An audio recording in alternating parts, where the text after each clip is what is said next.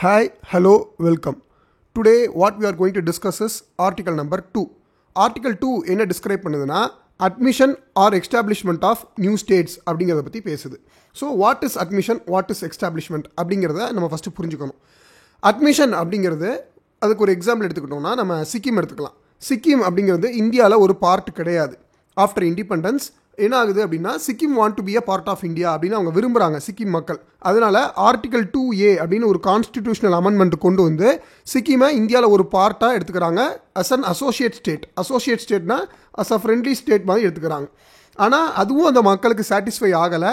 So அந்த people என்ன எதிர்பார்க்குறாங்கன்னா சிக்கிம் வந்து இந்தியாவில் ஒரு ஃபுல் ஃப்ளெஜ்டு ஸ்டேட் ஆகணும்னு எதிர்பார்க்குறாங்க. ஸோ அந்த எதிர்பார்ப்பை பூர்த்தி செய்கிற வகையில் என்ன பண்ணிடுறாங்கன்னா இந்தியன் கவர்மெண்ட் வந்து சிக்கிமை ஒரு ஃபுல் ஃப்ளெஜ் இந்தியன் ஸ்டேட்டாக அட்மிஷன் பண்ணிக்கிறாங்க. ஸோ த்ரூ அட்மிஷன் அது இந்தியாவில் ஒரு ஸ்டேட் ஆகிடுச்சு ஒன்று. தென் இதுக்கு இன்னொரு எக்ஸாம்பிள், நான் ஒரு கிளாசிக்கல் எக்ஸாம்பிள் சொல்கிறேன். இது வந்து ஜஸ்ட் ஒரு கற்பனை தான். நம்ம இப்போ ஸ்ரீலங்காட்டேருந்து ஒரு கச்சத்தீவை வாங்குகிறோம் அப்படின்னு வச்சுக்கோங்க. த்ரூ ட்ரீட்டி நம்மளால் வாங்க முடியும். அந்த கச்சத்தீவு அப்படிங்கிறது எப்படி அப்படின்னா இந்தியாவில் ஒரு பகுதியாக அதை இப்போ இணைச்சிக்கிறோம். அதை எப்படி இணைப்போம்? த்ரூ அட்மிஷன் தான் இணைச்சிக்க முடியும். இது ஞாபகம் வச்சுக்கணும். Then second one through establishment. Establishment அப்படிங்கிறது என்ன? ஒரு unmanned territory and unclaimed political டெரிட்டரியாக இருக்குன்னு வச்சுக்கோங்க. அந்த பகுதியில் யாருமே இல்லை மக்கள் யாரோ இருக்கிறாங்க, ஆனால் அங்கே எந்த பொலிட்டிக்கல் அத்தாரிட்டி எந்த கண்ட்ரியும் அந்த இடத்துக்கு மேலே கிளைம் வைக்கலை அப்படின்னா அதை இந்தியா எடுத்துக்கலாம். இல்லாட்டி இந்தியாவே ஒரு டெரிட்டரியை உருவாக்கலாம். இப்போ நம்ம வேறு ஏதோ ஒரு இடத்துக்கு பிரயாணப்பட்டு போய் ஏதோ ஒரு தீவை கண்டுபிடிக்கிறோம்னு வச்சுக்கோங்க. அது வந்து நம்மளாக உருவாக்குற இடம், நம்மளாக உருவாக்குறதா எஸ்டாப்ளிஷ்மெண்ட் அப்படின்னு நம்ம சொல்ல முடியும். ஸோ அட்மிஷன் அப்படிங்கிறது ஆல்ரெடி இருக்கக்கூடிய ஏதோ ஒரு ஸ்டேட்டு அதை இந்தியாவில் வந்து அட்மிட் பண்ணிக்கிறாங்க. எஸ்டாப்ளிஷ்மெண்ட் அப்படிங்கிறது இந்தியாவாக கிரியேட் பண்ணக்கூடிய ஒரு ஸ்டேட்டு, இந்தியாவாக கிரியேட் பண்ணக்கூடிய ஒரு பார்ட்டு. இது ஞாபகம் இருக்கணும். இதில் இன்னொரு விஷயம் நமக்கு ரொம்ப முக்கியம்.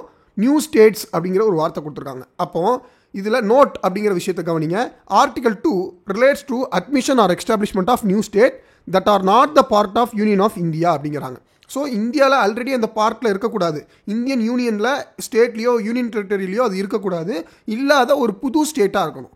அதை தான் ஆர்டிகல் 2 பேசுது. ஸோ ஆர்டிகல் 2ஓட காமன் திங் என்னென்னா ஒரு புது ஸ்டேட்டை அட்மிஷனோ எஸ்டாப்ளிஷ்மெண்ட்டோ பண்ணுறது தான் இது. இதில் இன்னொரு முக்கியமான விஷயம் நீங்கள் தெரிஞ்சுக்கணும். என்ன அப்படின்னா இது யாருக்கு பண்ணுறதுக்கு அதிகாரம் இருக்குது அப்படின்னா பார்லிமெண்ட்டால் தான் ஒரு புது ஸ்டேட்டை அட்மிஷனோ இல்லை எஸ்டாப்ளிஷ்மெண்ட்டோ பண்ண முடியும். ஸோ இந்த பார்லிமெண்ட் அப்படிங்கிறது very much important for us. இதை மட்டும் தெரிஞ்சால் நமக்கு போதும். ஆர்டிகல் 2 உங்களுக்கு கிளியர் ஆயிருக்குன்னு நினைக்கிறேன்.